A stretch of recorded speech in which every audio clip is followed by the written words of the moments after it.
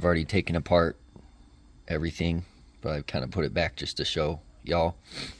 The first thing to remove the radio is you got this big trim piece down here.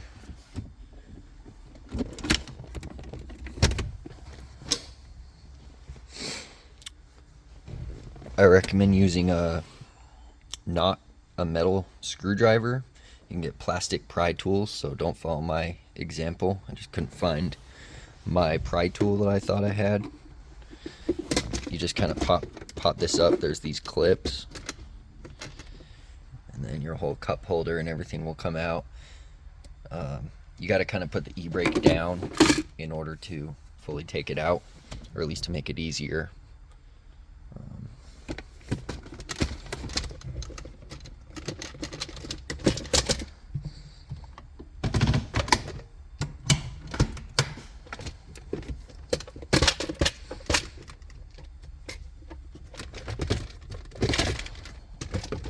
Be careful not to break the clips.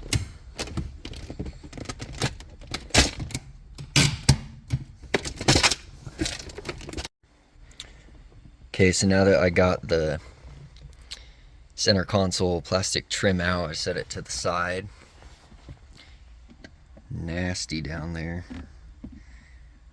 This car has 245,000 miles on it. Like old spilled soda or something. I hope yours doesn't look like that. Anyways, next thing is you got this piece. You're gonna have, they're all 8mm, but they also have a Phillips head on them, so either a Phillips screwdriver or an 8mm. You're gonna want to take those two out, and then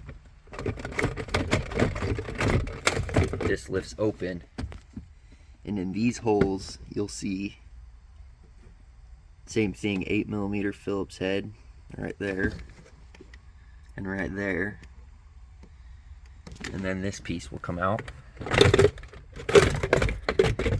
One thing I had to do, it makes it a lot easier to take it out, stick a Phillips screwdriver in the emergency shifter release, and you just push it down, and then you're able to, if the shifter's in park and the car's off, you're able to move it. I got my battery disconnected, so I had to do that.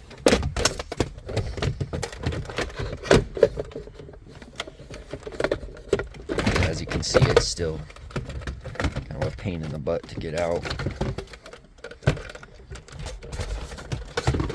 Sit that to the side, and then there's going to be right there these two holes, or no. Let's see. Right there, up under there, there's another 8mm, two more 8mm. Then you got a screw right here. It's just a Phillips, not an 8, and a screw right here. You pop these tabs out, just with your with your flathead or your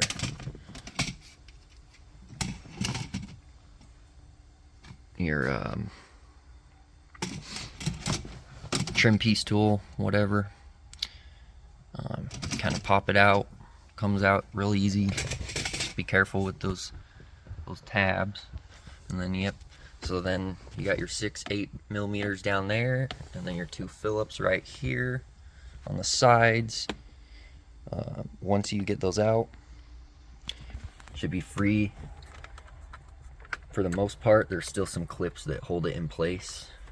I just had to kind of grab it from the bottom and kind of lift it up, kind of like that. The whole trim piece with the climate control and the radio all comes out. I've already disconnected the plugs, but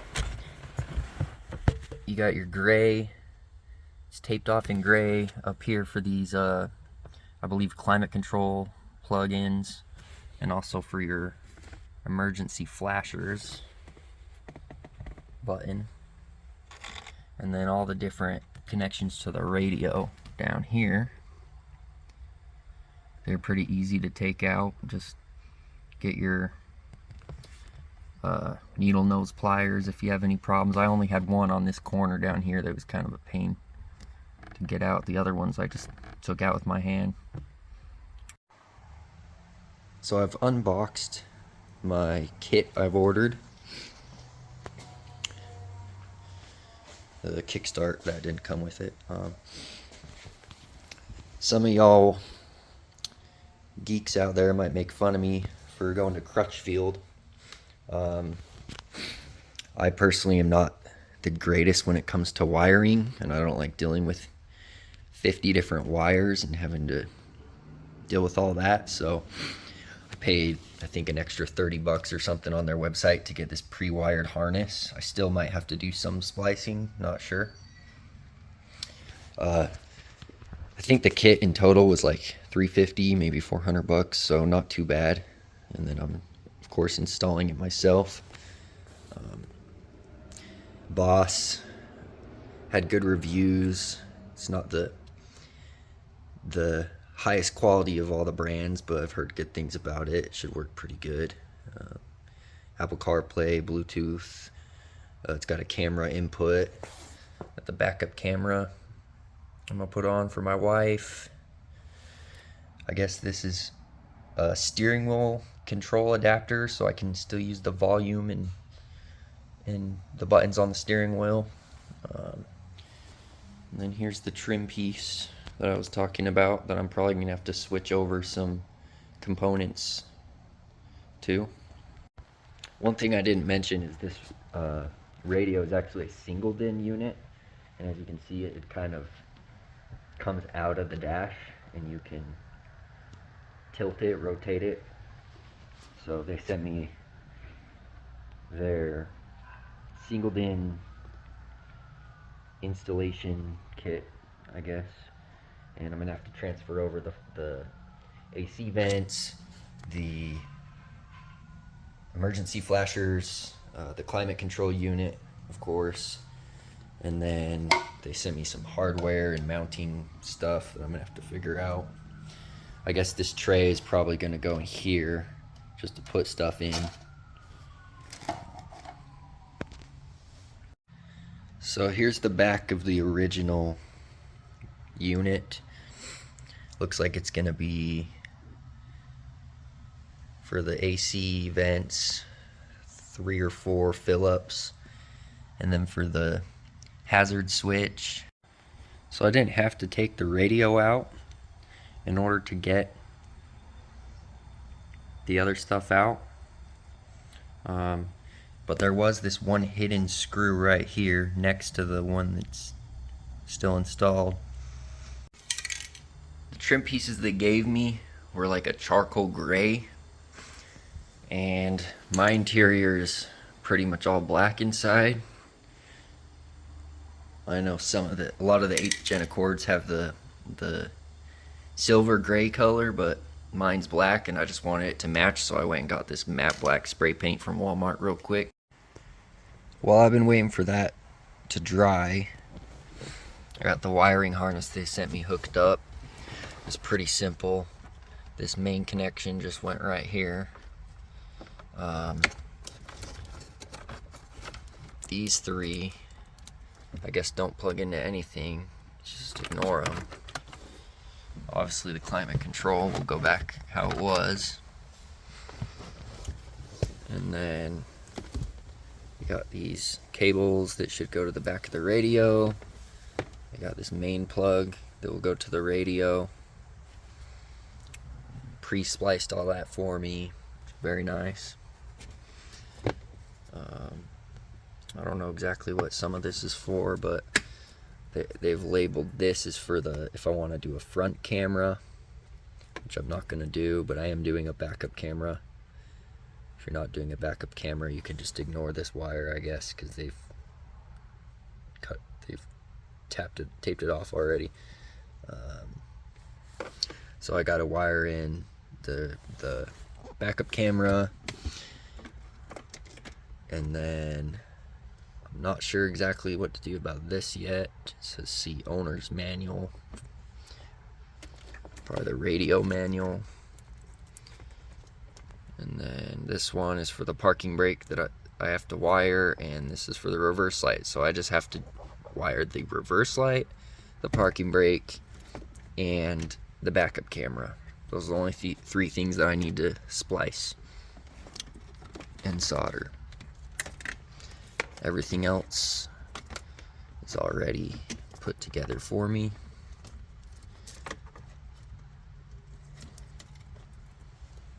I'm not sure what this is. I think this might be a vehicle speed sensor connection or something. Not exactly sure. This is the steering wheel controls adapter they sent me. The connections for it.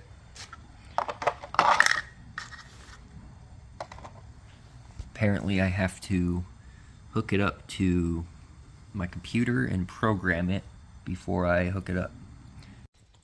If you guys get the same radio, or if you're using the Metro kit, I don't know, but on this one, it came with this trim piece that went on the front of the radio. I had to take this trim piece off, and then on this main housing trim piece, before I installed the radio, this doubled in insert was in here. So I had to remove that and remove this off the radio. And then this singled in unit that came with the kit, I have to snap that in place now.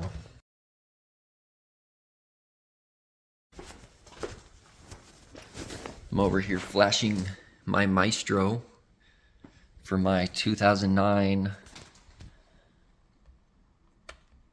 Honda Accord.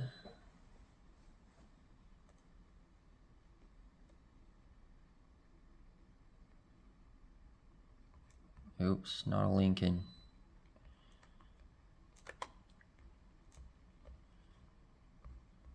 Honda. There we go. Accord. Mine does not have navigation, but it does have a CD changer.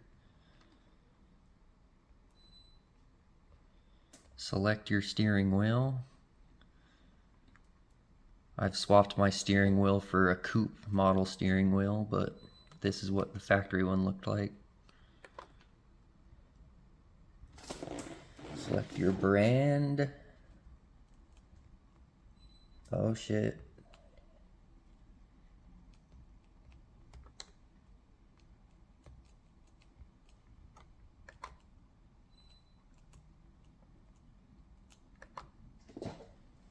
Boss. I'm guessing that I'm just gonna go through here, find the radio that I have, and then it'll flash this so my steering wheel controls will work. This right here is pretty cool because it lets me customize what the buttons actually do. I don't use the channel up or channel down button very often. So it says instead I can use that for phone call. So I'm gonna play with that. That's pretty nice. So I'm back in the car. I got my unit over here. Got my steering wheel controls hooked up. I just left this cable in case I ever need to update the software on it, which I probably won't.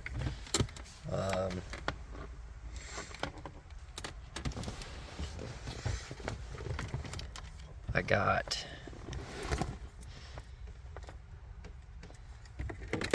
down here, came with this adapter, so I got my steering wheel input hooked up to here, and then I got the other plug-in that it came with. Backup camera is routed. And I just did it kind of ghetto for now through the license plate light. And then I gotta run it the rest of the way through the car here. Okay guys, so under the driver's side kick panel up here, the reverse light, I think, is on this blue connector, light blue wire, but I took it off and looked and saw like 3 or 4 different ones, and I didn't want to risk tapping my reverse light cord into the wrong one, so I just routed it with my backup camera wire and tapped directly into the reverse light, the back of the car. That way I knew for sure it was the right wire. There's just a light blue and a black going to the reverse light. Then I got my microphone. I just kind of taped it up right here for now. I just kind of tucked it under that trim panel. I'll probably mount that more securely later, but for now it's fine for me. And then tips for wiring the parking brake. I know there's ways you can just bypass it. I took my parking brake wire, and I don't know if you guys could see it that good.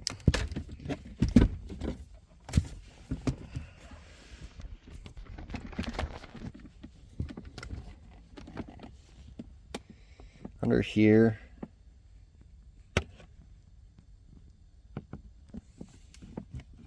there it is, right. So here's the e-brake, and then it's right under here is the parking brake sensor. Oh, come on, focus. And I took that sensor out and spliced in it's just one wire going to that sensor. It's a green wire. It goes up into this plastic loom or whatever you call it. I cut the cover, the plastic insulation off so I could splice into it, and then I put the sensor back on. It's really a pain in the butt to be able to reach your hand up in there, and then yeah, make sure you have your inputs correct, because you don't want to install it and then have them wrong.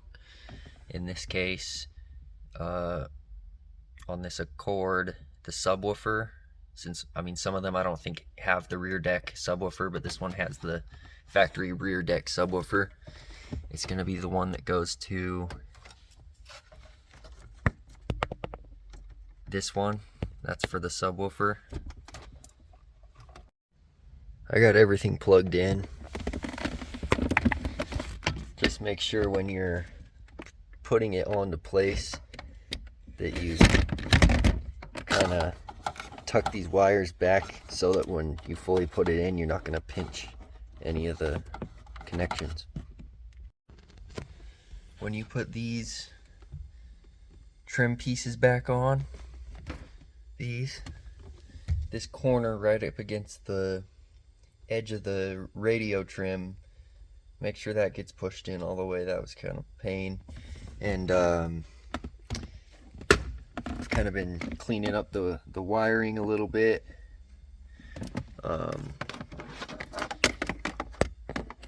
These plugs are for the Apple Carplay and Android, and one of them's for charging your phone, which is nice.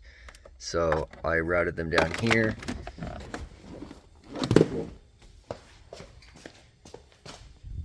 And then my handy drill I just used to drill a hole. This unit in particular doesn't go back all the way, so the screws that you took out, they were vertical, clear back here. In my case, I'm just gonna disregard them. After installing the bottom storage area under the radio, I noticed that on my original, I forgot to take off this bottom piece right here. So don't forget to do that. Alrighty. Got everything put back together the way it should be.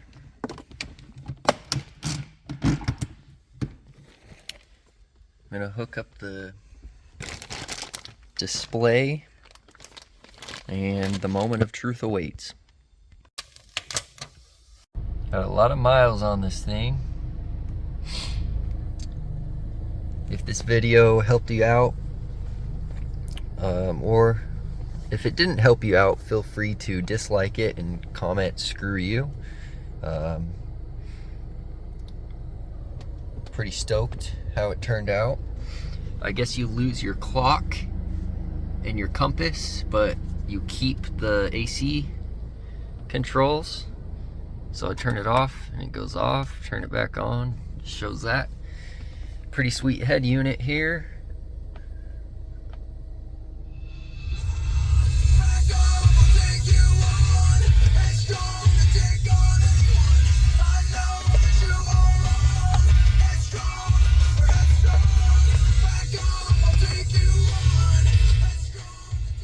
The sound quality is definitely improved from the stock. Check to make sure the subwoofer works and everything. It's got Android and Apple Carplay as well. Gotta check to make sure that works. Thank you for